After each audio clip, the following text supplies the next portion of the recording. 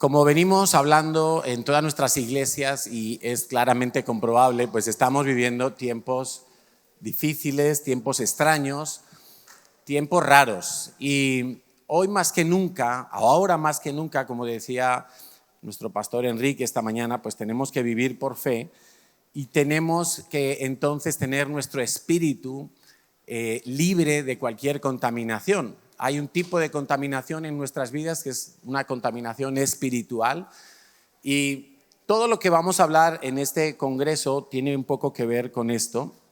No sé si aquí puede haber un poquito más de luz. Aquí no puede haber más luz, ¿no? Bueno, si puede haber, se le agradecería. Todo lo que vamos a ver está relacionado con Jezabel. Jezabel, como se ha venido hablando, pues no es simplemente un espíritu, así está perfecto. No es simplemente un espíritu. Jezabel es una potestad, es una de unas cuantas potestades que hay en el mundo espiritual del maligno. Sabes que Satanás todo lo quiere imitar. Satanás no es original en nada. Todo lo que él hace es imitado de lo verdadero y de lo real que es lo de Dios. Entonces, si vemos que en el mundo de los ángeles hay jerarquías, también Satanás tiene sus demonios, sus secuaces, con una serie de jerarquías. Bueno, pues dentro de esas jerarquías, de las más altas, está esa potestad que se llama Jezabel. Ahí puedes encontrar potestades como Mamón, potestades como el devorador, potestades como el destructor, la muerte mismo es una potestad. Y cada uno de esos son hombres fuertes, son potestades que no es cuestión de un momento de liberación o un momento de darme cuenta o poder identificar algo y oro y ya está, y se solucionó el problema. Vamos a entender a lo largo de estos días de congreso que para combatir a Jezabel vamos a necesitar perseverancia, vamos a necesitar arrepentimiento, vamos a necesitar, como ya se nos ha dicho, hacer pactos con Dios para no entrar en pactos con el diablo. Tú sabes que en el mundo espiritual no hay términos grises. ¿Lo sabías o no? Jesús mismo lo dijo claramente, o estás conmigo o estás contra mí. Y no podemos pensar que podemos desobedecer a Dios, ignorar a Dios, mirar para otro lado acerca de lo que Dios nos entrega y que no va a pasar nada, porque quizá no estoy violando a nadie, ni robando bancos, ni asesinando gente, pero eso no es real. O estoy con Dios o estoy contra Dios. Todo lo que no sea estar a favor de Dios, en obediencia, en sujeción a Dios, me supone que me estoy situando en el terreno del enemigo. Y eso sí es peligroso y eso sí traerá consecuencias. Yo quería comenzar este tiempo leyendo lo que Pablo ora por sus discípulos en la iglesia de Éfeso. Está en el capítulo 1 de la carta a los Efesios, a partir del versículo 15. Pablo hace una oración, o más bien él cuenta cómo ora por sus discípulos de aquella ciudad, porque muchas veces los hijos de Dios pecamos de ignorantes, pecamos porque no conocemos todo lo que Dios nos ha entregado.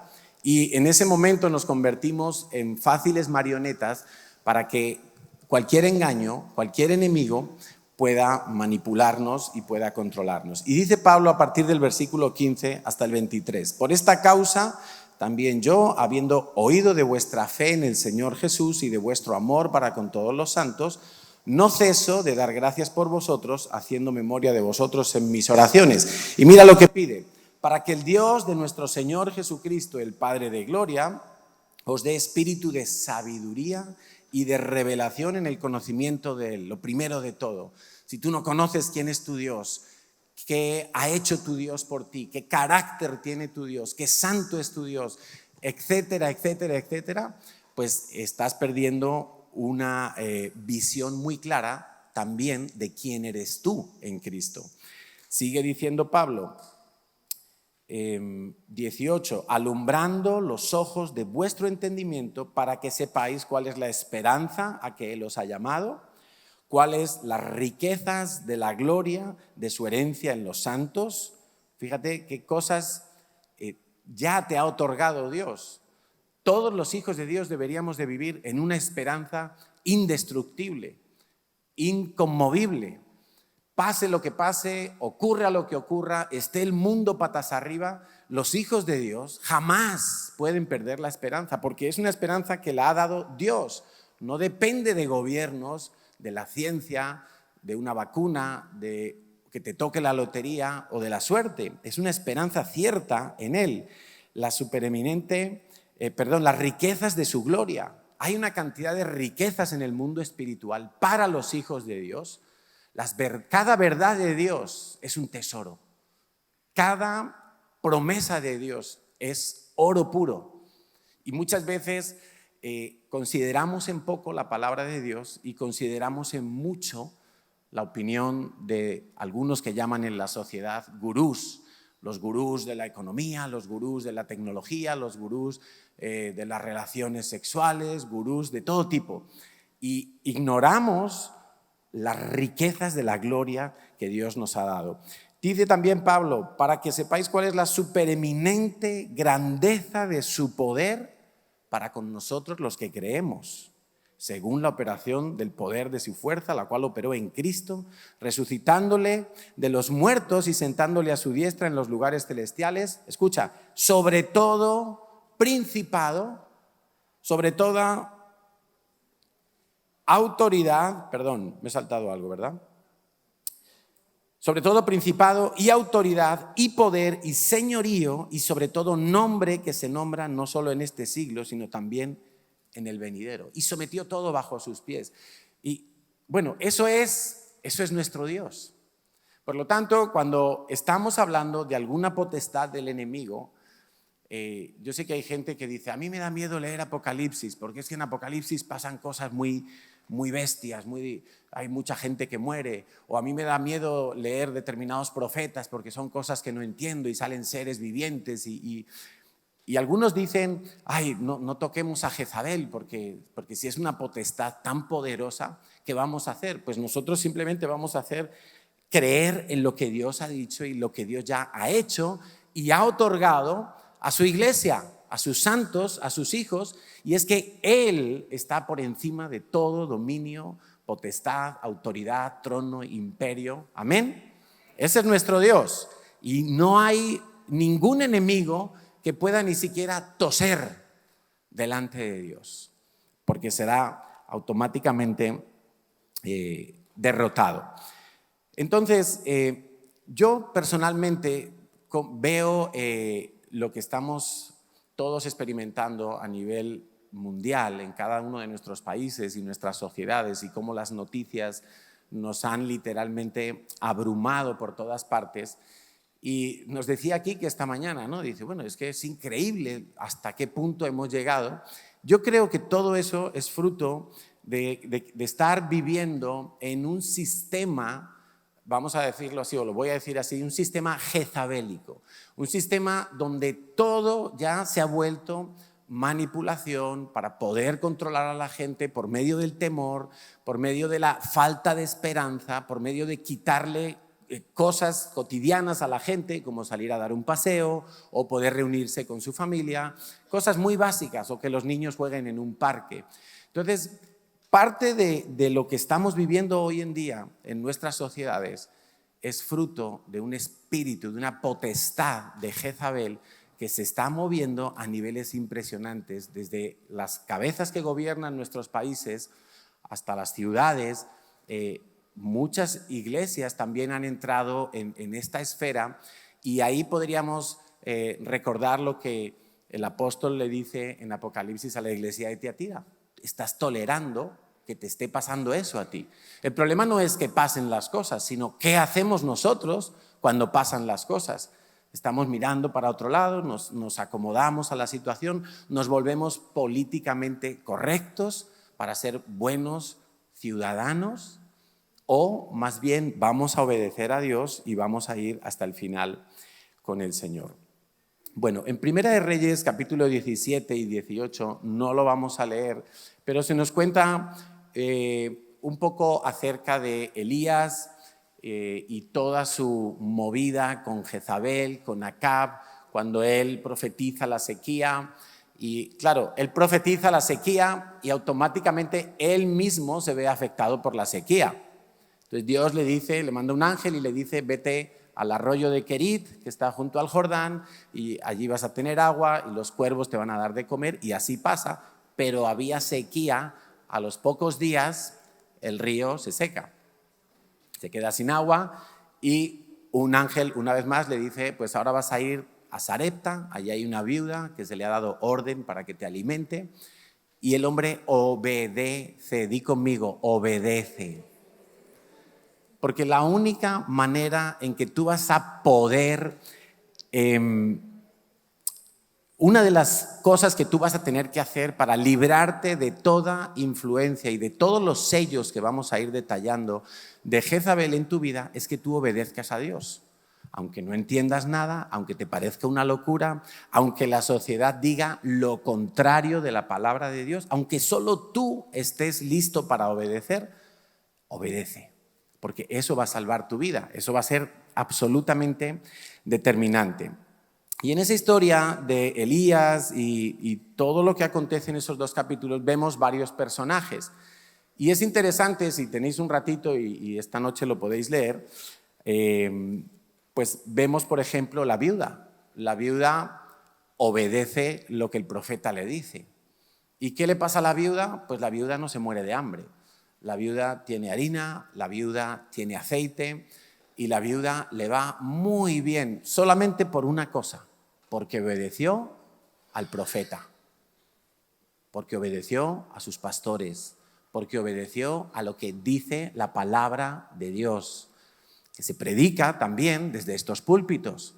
Entonces, toma nota, la viuda obedece, la viuda le va bien, no se vio afectada en nada por la sequía, por allí no llegó Jezabel ni ninguno de sus malhechores. Vemos también un personaje que es Abdías. Pocos recuerdan a este personaje, pero Abdías dice la Biblia que era temeroso de Dios, era un hombre fiel a Dios, y sin embargo trabajaba en el peor lugar que podía trabajar alguien en ese momento. Era el mayordomo de Acab. Impresionante. Ese hombre veía todas las fechorías de su jefe, toda la idolatría de su jefe, cómo su rey Acab se había apartado del Dios de Israel, de la palabra de Dios. Su esposa Jezabel estaba matando a los profetas de Dios y levantando templos a Baal. Y ese hombre vivía en el palacio. Ese hombre era el mayordomo de Acab. Pero no se apartó ni un ápice de Dios, a pesar de tener ese jefe. Esto nos enseña que no hay excusas, familia, no hay excusas para obedecer a Dios.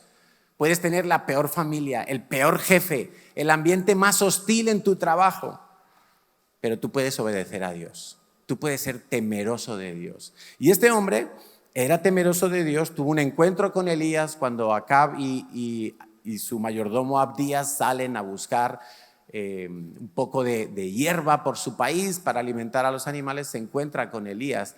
Elías le dice, dile a tu jefe que le voy a ir a ver.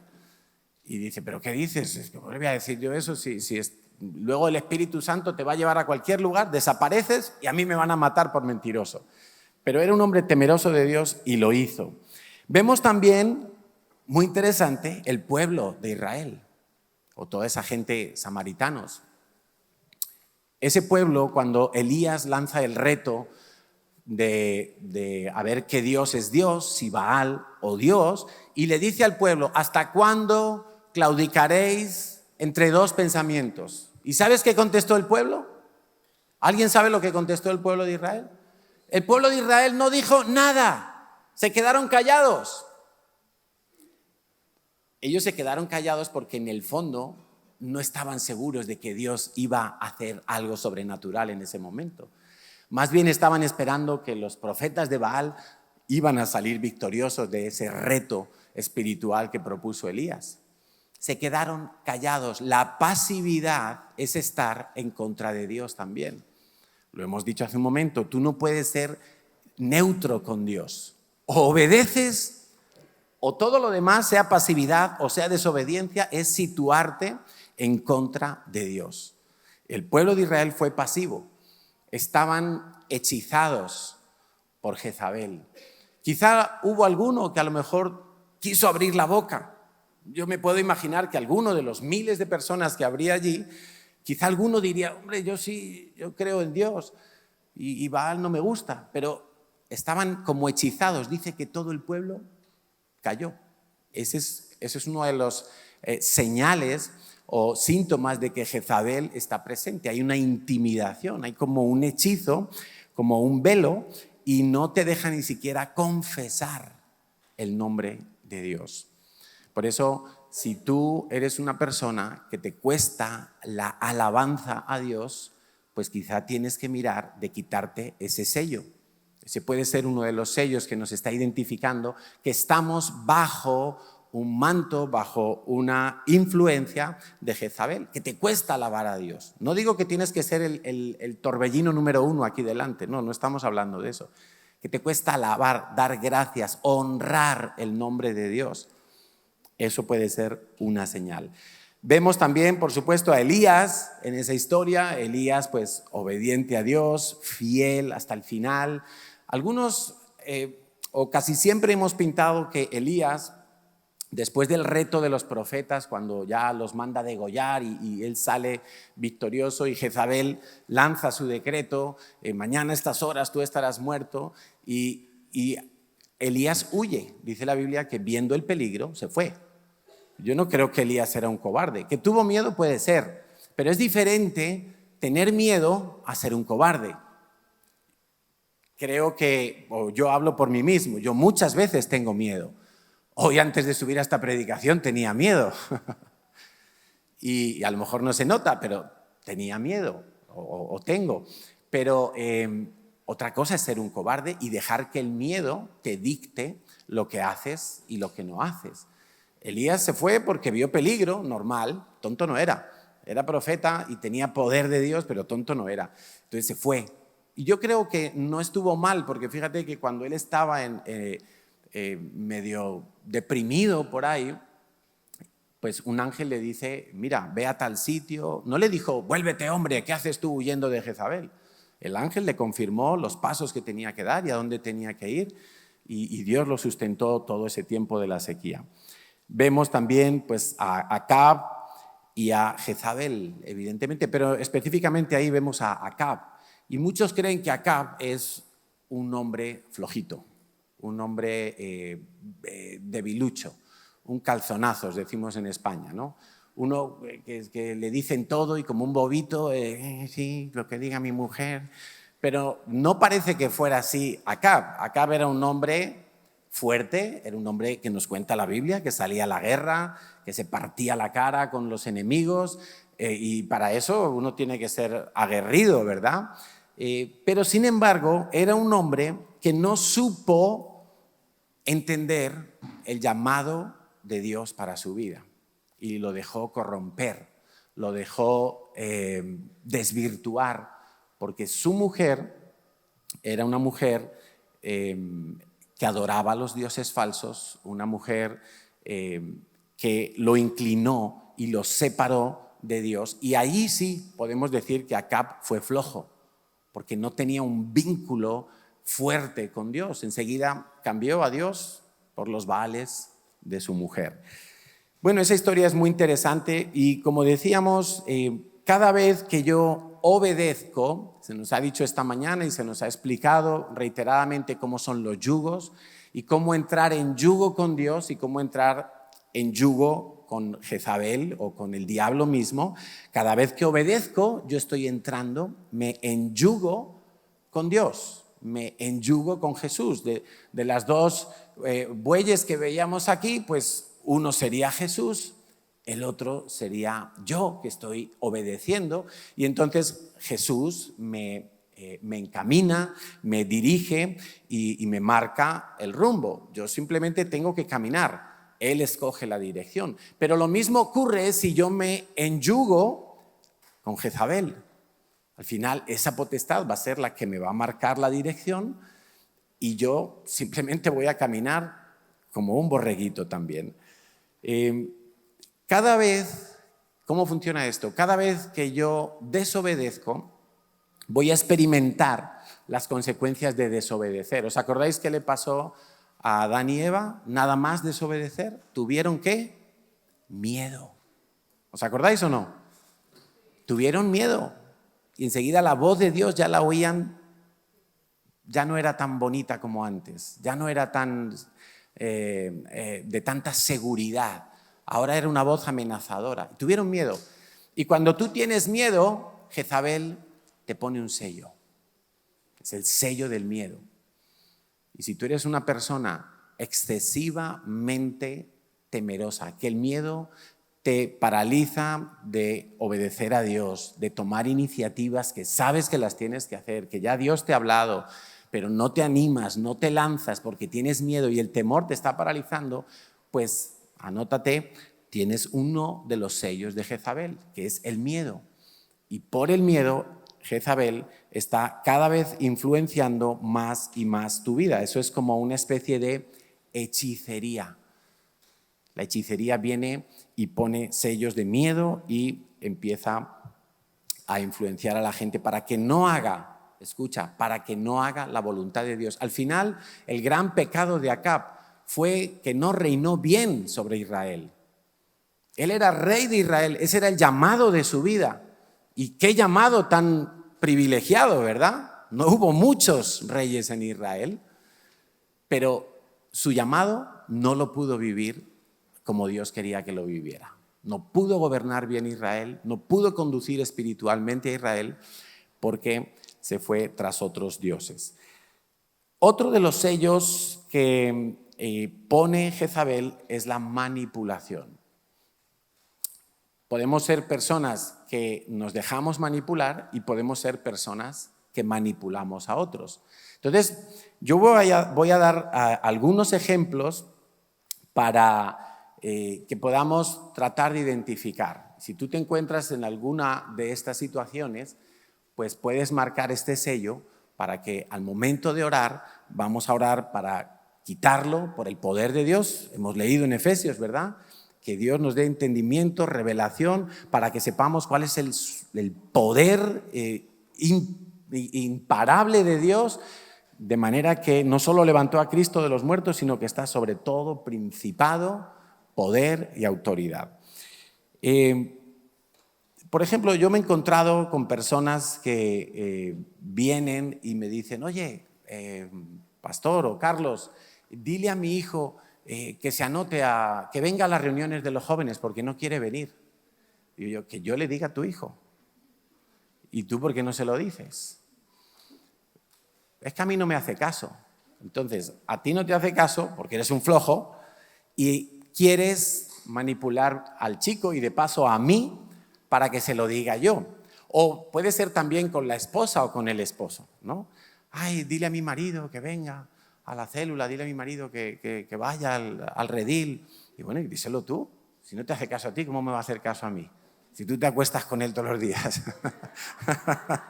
No me apaguéis la luz, por favor, aquí.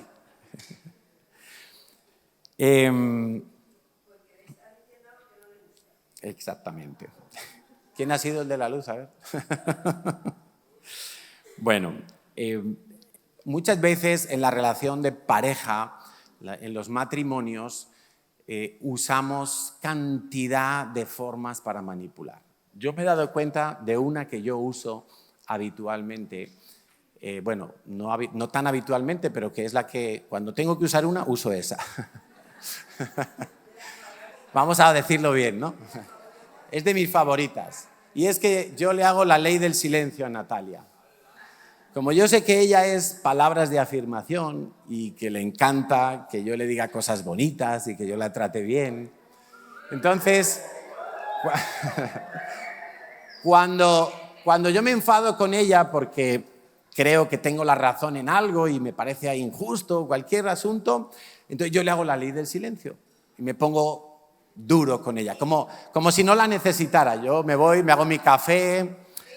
Hoy lloro en la habitación y tú en el salón, pues así, que me voy a la oficina, adiós, pero no le doy le hago como la ley del silencio. Si puedo no le digo nada. Y eso evidentemente es una forma de querer manipular su vida, querer darle un mensaje por la vía incorrecta. De alguna manera eso también es una especie de hechicería y de manipulación a nivel espiritual, ¿no? Yo me he dado cuenta de eso, y cuando yo me doy cuenta de eso, que cada vez pues lo detecto más, yo mismo me doy cuenta cuando me estoy endureciendo y cuando me estoy poniendo mal, y la única alternativa que tengo es arrepentirme, porque si yo no me arrepiento y yo me tiro así, y ella es testigo, no pasa, ¿no? Nunca de un día, a lo mejor unas horitas. Yo tengo una ventaja y es que soy sanguíneo y se me olvida la ofensa luego. No, pero cuando yo me doy cuenta, lo único que puedo hacer es arrepentirme y pedirle perdón. Y yo no puedo esperar porque uno entra en esa lucha. No, que venga ella y me pida perdón, porque lo que me dijo, porque lo que me ha hecho fue injusto. Y en primera persona, como nos decían esta mañana, ¿no? Viene el enemigo y te habla. No, tú tienes la razón. Tú tienes que esperar a que ella pida perdón. No le hables. ¿Alguno sabe de lo que estoy hablando aquí? ¿Quién hay de mi barrio? A ver. Bueno, esa es una de las formas de manipular, pero en la relación de pareja manipulamos con el dinero, manipulamos con el sexo, manipulamos hasta orando. A veces los matrimonios están orando juntos y supuestamente estamos hablando con Dios, pero le estamos dando un mensaje a nuestro marido o a nuestra mujer. Y eso es manipulación. Iba a decir barata, pero no es barata, es que eso tiene unas consecuencias, eso tiene unos resultados. Y estamos dejando que Jezabel venga y nos ponga un sello de manipulación. Y cada vez eso se vuelve una espiral más grande y más grande y más grande. Yo me he dado cuenta también, hace ya tiempo, y es algo que lo tengo súper presente, y es que yo he vivido en una familia, antes de casarme, mi familia materna y paterna, muy manipuladora, extremadamente manipuladora. Y, por ejemplo, yo recuerdo cuando era crío, en el colegio donde iba, se hacían campeonatos deportivos, era un colegio muy volcado en todo esto de los deportes, y pedían donativos a los padres para pagar los trofeos, las medallitas en los torneos y tal. Y entonces mi padre nunca dio dinero. Él decía, yo voy y compro las copas y las medallas, pero yo dinero no doy. ¿Estamos entendiendo? Hay gente que incluso en la iglesia no quiere diezmar, no quiere ofrendar como un estilo de vida, pero a lo mejor un día dice, mira, pastor, te doy esto para que compres el aire acondicionado o para que pongas allí un equipo de música nuevo. ¿Por qué? Porque lo que están queriendo es manipular y en cierta manera controlar, decidir ellos por medio de la manipulación. Ojo con eso porque en la iglesia también se dan esas cosas. Y creo que muchos me oísteis contar en Madrid lo que me pasó recientemente, pero seguramente hay gente que no me escuchó esto que quiero contar ahora. Hace unas semanas atrás estábamos aquí en el Redil y entonces, estábamos, ¿de dónde veníamos, Cari? Cuando estábamos en Barcelona, vinimos a Madrid. Veníamos, sí. Estábamos de vacaciones en casa de mis suegros, todo muy bien, y venimos a Madrid un viernes y nos hospedamos en casa de mi madre. En casa de mi madre estaba en ese momento mi hermana con su esposo y sus 2 hijos y un sobrino también mayor de edad. Y estamos ahí viernes, sábado y el domingo pues nos proponíamos ir a la iglesia, a Navalagamella. Y entonces estamos cenando el sábado por la noche y me llama mi hermano mayor. Yo soy el tercero de los chicos y por debajo de nosotros está nuestra hermana. Entonces me llama mi hermano mayor, me pone un mensaje y dice, oye, queremos hablar los 3 hermanos contigo porque no nos parece bien que tú vayas a ir a la iglesia y pongas en riesgo la salud de mamá. porque después de ir a la iglesia yo volvía a casa de mi madre a estar un par de días más con la familia. Y entonces digo, bueno, ¿esto qué pasa aquí, no? ¿Qué mosca les ha picado ahora a ellos? Y bueno, pues terminamos de cenar y hacemos una videollamada con mis dos hermanos. Mi hermana está sentada en la mesa al lado mío. Y digo, bueno, ¿qué pasa? Dice, no, pues es que no nos parece, tú estás estresando a toda la familia, porque claro, allí sois muchos en la iglesia y no sabemos qué medidas tenéis, si supieran. Y no sabemos, y claro, luego tú vas a volver a casa, mi madre tiene 74, 75 años, y claro, vas a poner en riesgo su salud y no sé qué, y no sé qué. A todo esto, mi hermano, el segundo, me dice, si se muere mamá, tú pagarás el entierro. Imagínate, ¿eh? Os confieso una cosa, yo tenía una mezcla de miedo, rabia y ganas de dar un portazo y mandarlos a todos a Peraleda de San Román. Y entonces yo lo veía cada vez más claro. Digo, estos me están diciendo claramente que no me congregue, que no guarde el día del Señor, que no vaya a la iglesia. Entonces yo trato de ser, creo que soy pacifista, entonces yo trato de decirle, mira, la iglesia en Madrid ahora se están reuniendo en una finca, es al aire libre, no hay problema. Peor lo tengo yo en Barcelona, que estamos en un local cerrado. ¡Uy, peor me lo pones! Y vienes de Barcelona y no sé qué. Bueno, un rollo. Total, que yo les dije, bueno, ¿y entonces qué decir? No, es que si tú vas a la iglesia, no queremos que vuelvas a casa de mamá. Y dije yo, pues muy fácil. Natalia, vamos a hacer maletas. Eso... Vamos a hacer maletas. No, pero era solo meter porque ya no había que elegir nada. Entonces hicimos maletas esa noche, hasta las tantas de la noche, recogiendo todo, y el domingo por la mañana salimos con el coche cargado. Eso era como un funeral. Entonces, a mi madre no le dijimos la verdad, por amor a ella le dijimos que me tenía que ir a Barcelona y que tenía que irme urgentemente a Barcelona. Y bueno, y ella... creo que se lo tragó, se quedó medio tranquila. Pero bueno, yo a mi madre ya la estoy preparando para que no me espere en Navidades, porque este año se supone que nos toca Madrid en Navidades, pero ya viendo lo que hay, pues se va a repetir la jugada otra vez. Y yo ya le estoy diciendo a mi madre, uy, no creo que podamos ir en Navidades, tal, ahora vamos a cambiar de local y mucho lío. Bueno, pero en aquel momento yo estaba siendo... brutalmente atacado por ese espíritu de manipulación que siempre hubo en mi familia. Cuando yo me convertí al Señor, y todos han oído muchas veces el testimonio, recibí cantidad de presiones, de ataques, insinuaciones directas, indirectas, de todo tipo y color para sacarme de la iglesia, para alejarme de los planes de Dios. Y hasta el día de hoy, es que yo jamás me imaginé que ahora, después de 20 y tantos años de cristiano, iba a tener todavía que soportar ese tipo de cosas.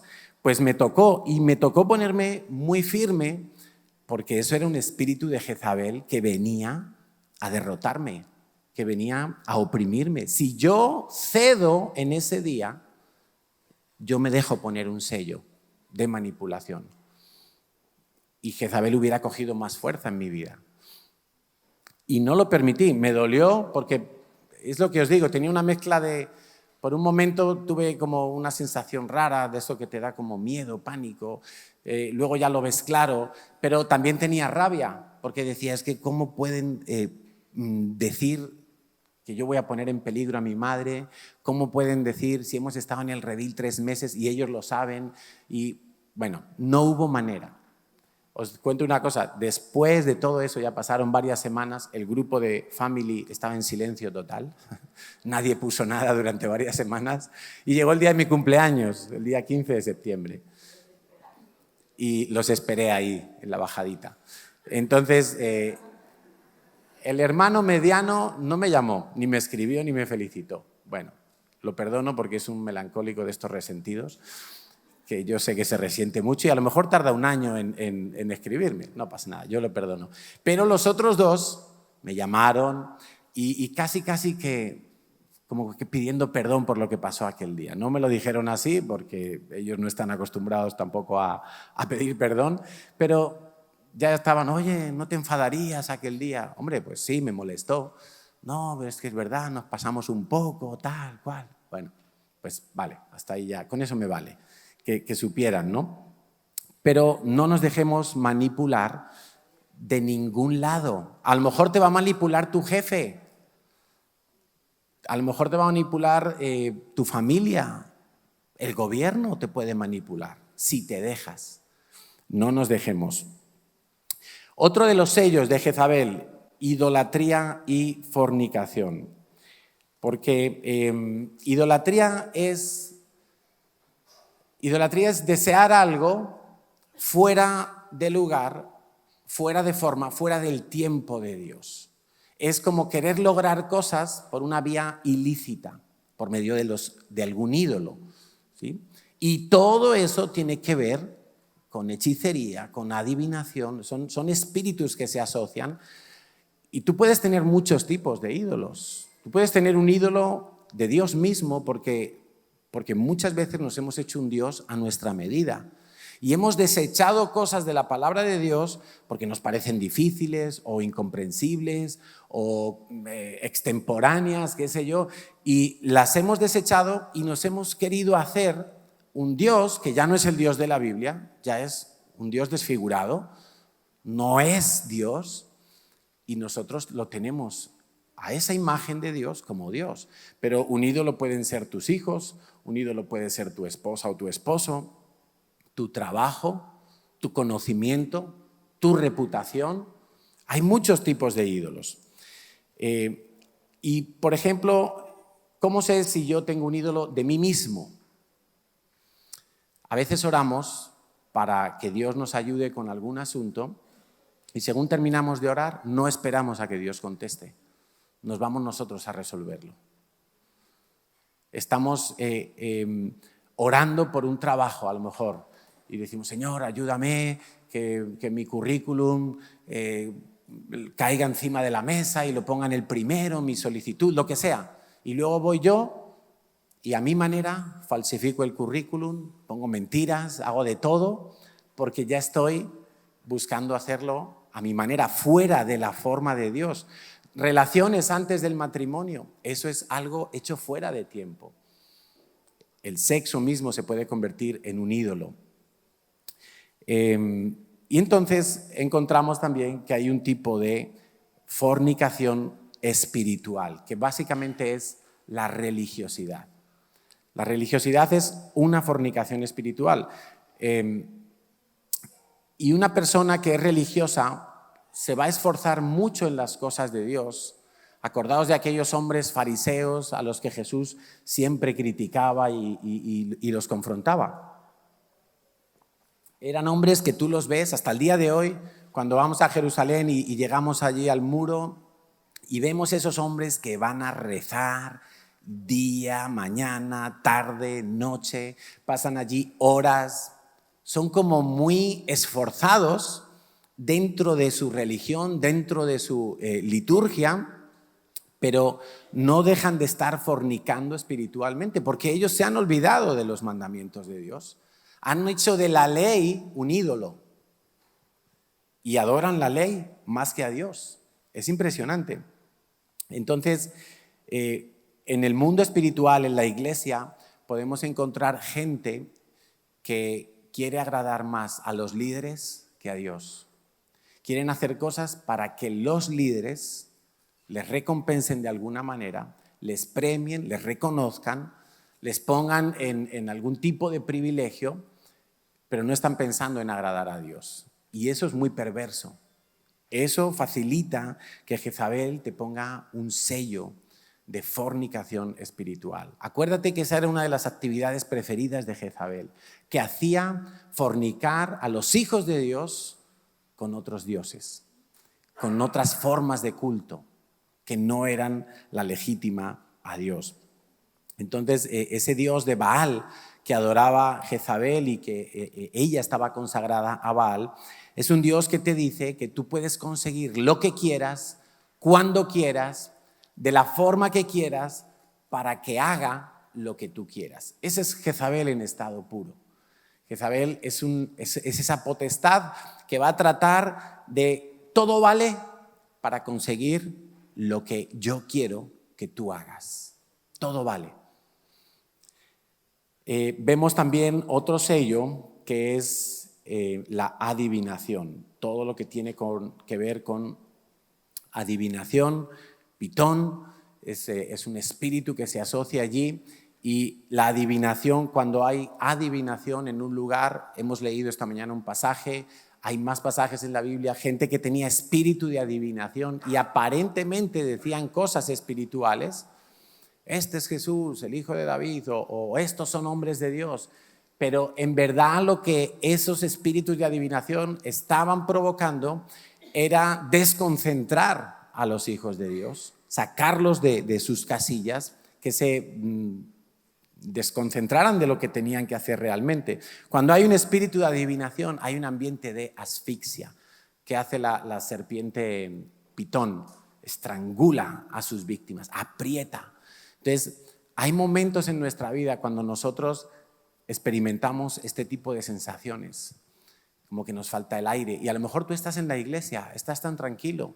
Puedes estar aquí en el campo, lejos de la ciudad, has venido a un retiro, no tienes nada así como que te agobie y de repente empiezas a sentir, empiezas a experimentar que te falta el aire, que como que puede haber sobre tu vida un sello de adivinación que te está oprimiendo y del cual tienes que ser libre. Yo quiero que estemos como identificando cosas, identificando síntomas, identificando aspectos para que cada uno de nosotros podamos luego batallar en oración y clamar a Dios para que ese poder que levantó a Cristo de los muertos actúe también hoy en nosotros y podamos ser libres.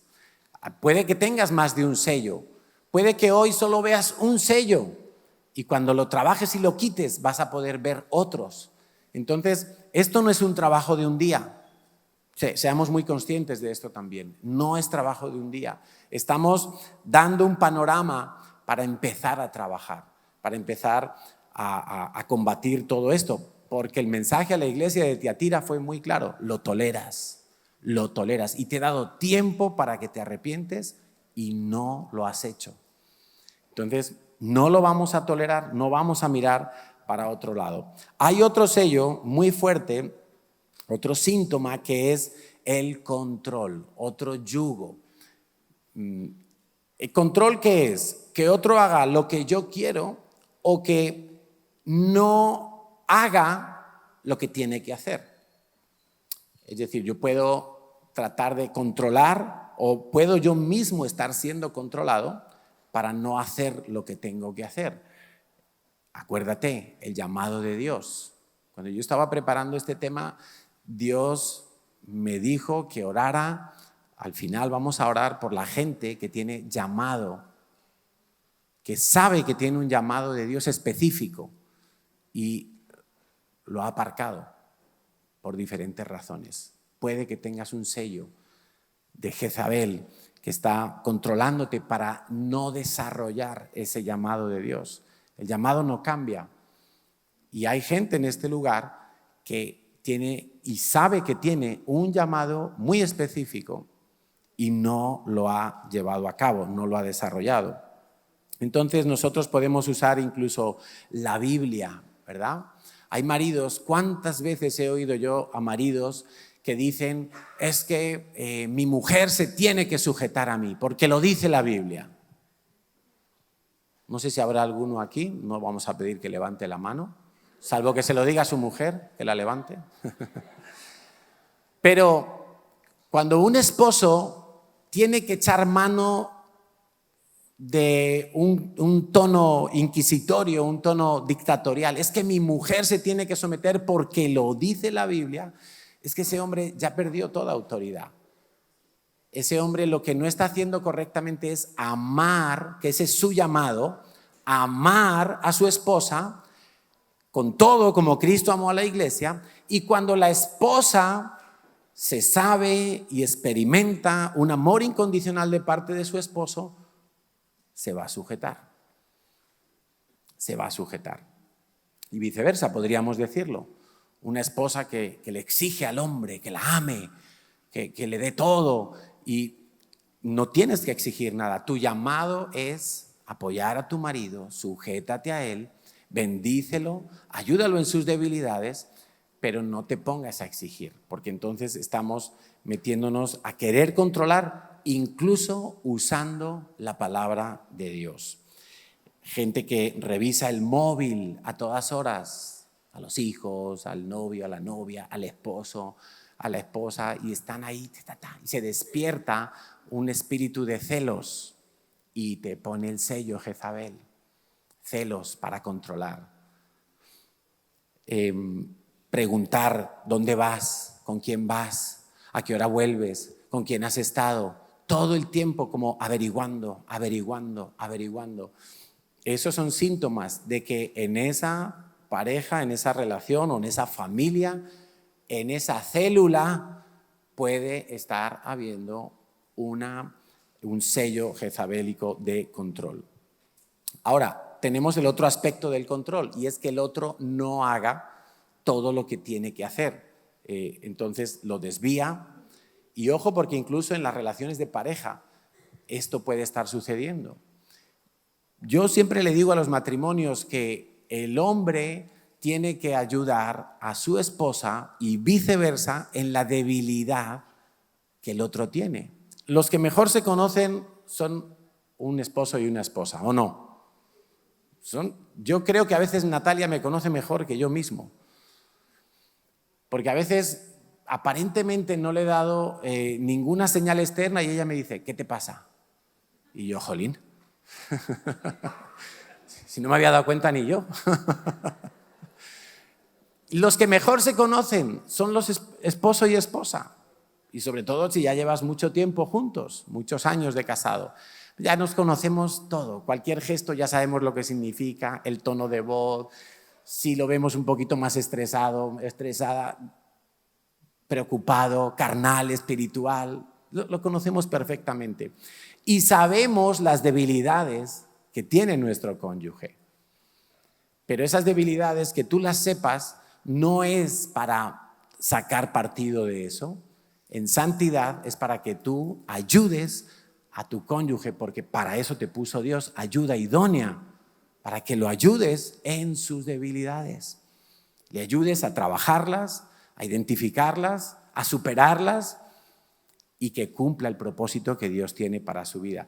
Y tristemente, a veces es el esposo o la esposa la que aleja a su cónyuge de vivir el plan de Dios para su vida, porque hay un sello de Jezabel de control que te aparta del propósito de Dios, como Jezabel quiso apartar a Elías de su función profética, como Jezabel desbancó a su marido Acab de ser el rey, el que gobernara, y ella desde la sombra era la que estaba gobernando el país. Entonces, en la iglesia podemos encontrar que los líderes y en concreto los pastores vamos a ser tentados a invertir nuestro tiempo en actividades que no son lo principal que Dios nos ha llamado a hacer. Lo principal que Dios nos ha llamado a hacer a los pastores, a los que estamos al frente de la iglesia, es orar y estudiar la palabra de Dios para enseñarla. Pero vemos como un vicio, que no es un vicio, es un intento de Jezabel de agotar a los pastores, y es que todo el mundo quiere hablar con los pastores. Llega una persona nueva, hace el conéctate, muy bien, está feliz, le dan una célula, le ponen en una célula, empieza a recibir en su célula, pero enseguida quiere una cita con el pastor, una cita con la pastora. Y no está mal, no digo que no podamos dar una cita, no desvirtuemos el asunto, pero muchas veces hemos detectado y lo vamos detectando cada vez más, que es que la gente no se da cuenta, está siendo usada por Jezabel para agotar y para desviar a los pastores de su función principal. Los pastores mismos podemos caer. Yo me he visto enredado muchas veces en muchas tareas administrativas, desviándome de mi llamado principal. Pero una vez más, ahí está Jezabel. Entonces, ¿qué cosas hay en tu vida o qué aspectos puedes identificar que te están desviando de tu llamado? Por ejemplo, si tú eres padre y tienes hijos, en tu casa tú tienes que ser el sacerdote de la casa. Tú tienes que tomar la iniciativa y decir, bueno, hijos, vamos a orar todas las noches. Vamos a leer la Biblia, vamos a estudiar la palabra de Dios, vamos a hacer un devocional. Venga, hoy comparto yo, mañana tú, esto, lo otro. Pero quizá te enredas tanto en el trabajo, te enredas tanto en ese partido de fútbol con los amigos, que llegas tarde a casa y ya no has ejercido un llamado más importante que el trabajo y más importante que el partido de fútbol, que es ser un sacerdote en tu casa para dar ejemplo a tus hijos. ¿Qué cosas hay en nuestra vida que nos están desviando del llamado principal que tenemos de parte de Dios? ¿Qué cosas hay que nos están sacando? Y pueden ser cosas que no son pecado, pueden ser cosas que no son malas en sí mismas, pero te están apartando de vivir el propósito o algunos de los propósitos de Dios. Vamos a identificar cosas, familia. Padres ocupados que no tienen tiempo de calidad para sus hijos. Hemos visto que Jezabel quería aterrorizar a Elías para controlarlo, que dejara de profetizar, que dejara de anunciar lo que Dios estaba declarando desde el cielo. ¿Qué mentiras hemos creído? Porque cada vez que nosotros creemos alguna mentira, al mismo tiempo estamos dejando de creer una verdad de Dios que está en la otra cara de la moneda. Todo lo que si yo creo cosas como yo no soy digno o yo no soy digna de Dios, es que a mí Dios no me oye por todas las cosas malas que he hecho. Es que yo le he hecho tantas promesas a Dios y le he fallado tantas veces diciéndole lo mismo que ya Dios me ha desechado. ¿Cuántas mentiras hemos creído? Es que en este país no se puede. Es que en esta ciudad, es que en mi trabajo yo no puedo hablar. ¿Cuántas mentiras hemos creído? Cada vez que tú has creído una mentira, has entrado en yugo con Jezabel. Has entrado en un sello que se te ha puesto porque ya te está condicionando. Tú eres lo que crees. Tú haces lo que crees. Por eso la fe es obediencia. Y si no es obediencia, entonces no era fe. Porque tú haces aquello que crees. No haces algo que tú no creas o que creas que es malo y perjudicial para tu vida. Entonces, tenemos que identificar toda clase de mentiras. Quizá tú has creído que eres vago, que no sirves para estudiar, que no puedes retener la palabra de Dios. Quizá tú piensas de ti mismo que no puedes orar en público, que no puedes tener una célula. Quizá tú piensas de ti mismo que no hay ningún ministerio para ti en la iglesia, ninguna función para hacer en la iglesia, ninguna ayuda. Quizá tienes un concepto de ti mismo tan bajo, tienes tanto rechazo que para no ser herido por otros, de nuevo, entonces tú tratas de controlar a la gente para minimizar el impacto. ¿Qué mentiras has creído? Porque la palabra de Dios, me encanta esto que Pablo decía, es que tenemos que conocer todas las riquezas que Dios nos ha dado, que ya nos ha dado, están concedidas, están en la mesa, es un buffet en el cual tú puedes llegar y te sirves lo que quieras, lo que necesitas en cada momento. Pero muchas veces el enemigo se lo ponemos muy fácil al enemigo para nosotros olvidarnos o ignorar las promesas de Dios. A veces porque nos sentimos de determinada manera, ya la fe se baja. Entonces, ¿qué clase de fe era esa? La fe está por encima de los sentimientos. La verdad de Dios está por encima de lo que tú sientes. Es que yo tuve un papá que me decía que yo no valía para nada. Es que mi jefe, mis profesores siempre me menospreciaron. ¿Qué más da? ¿Cuál es la voz que suena más fuerte en tu mente? ¿La de aquellos o la de Dios? ¿Le has creído a Dios? Si le has creído a Dios, todo lo que te dijeron que te hirió y que te menguó en tu capacidad y en tu valía, tiene que diluirse, porque ahora has creído la voz de Dios, que es más alta, es más fuerte, es más verdad que cualquier otra cosa, más incluso que la realidad que estés viviendo.